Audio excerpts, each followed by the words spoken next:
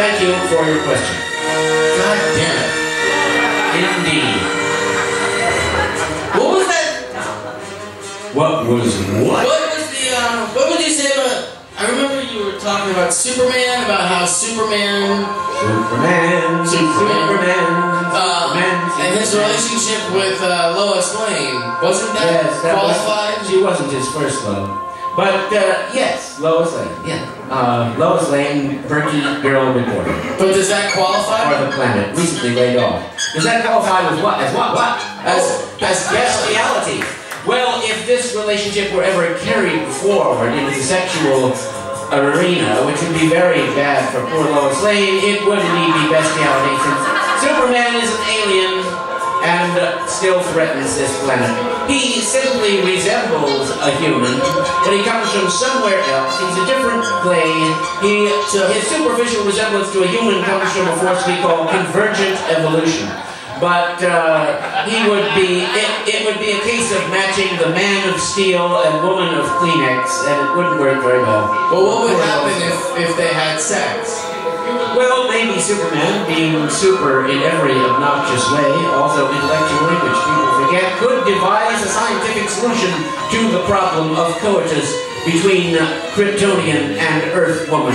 If this were the case, poor Lois's problems would still not be over. Rather, they would be just beginning as thousands and thousands of tiny super sperm would be unleashed, capable of traveling at the speed of light, leaving behind them glowing telltale trails of purplish Cherenkov radiation as they rushed around the city of Metropolis, penetrating every egg of every free human female in a massive alien Kryptonian gang rape. Because remember, the human egg is engineered for one human sperm to penetrate and all the rest to fall by the wayside as nature intended. But oh no, not these Kryptonians.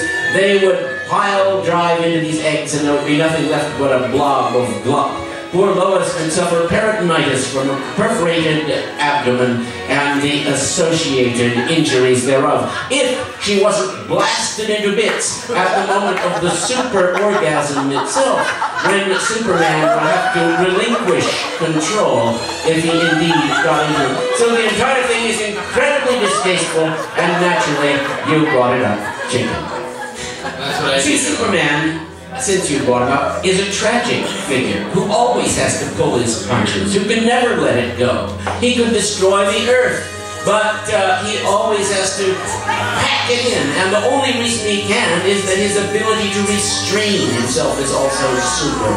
The only way he can ever kick out the jams is go on one of his missions to outer space, where he goes out and whacks planets and stars around until he feels he can come back. And now let's move on to question number 2 at the Ask Dr. House. Or is it question number 3? I don't remember. Well, we had 2, so this will be our 3rd question. Third question. Could Superman eat coal and shit a diamond? What gastrointestinal superpowers does Superman possess? Well, I haven't read Superman for years, but when I was a kid, I used to visit my cousin's farmhouse in Indiana. They had a huge pile of Superman comics, which I would retire and address myself to. And thus it is that I remember in those days when the adventures of Superman were drawn by such artists as Kurt Swan, or particularly Wayne Boring, an artist with an interesting surname which matches his art. Superman would perform prodigies like crushing a diamond out of a lump of coal. He also was able to eat metal and presumably pass it. Yes, Superman is not as we are. He only resembles a human because of something known as convergent evolution. But he is of a different clay.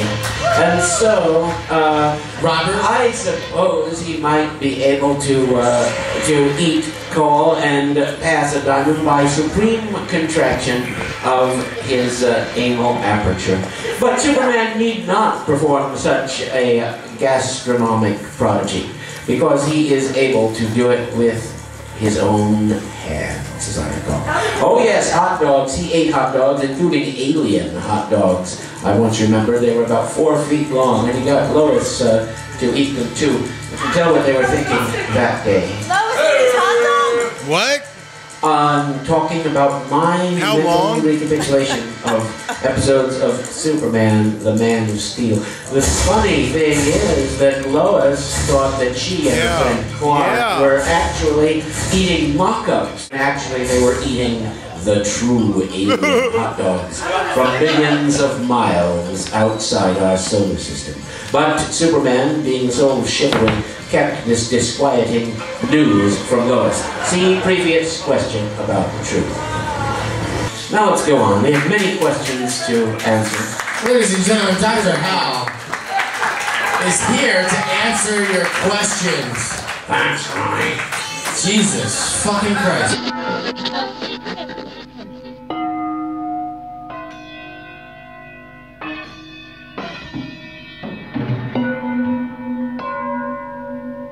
But these sperm could not bear fruit.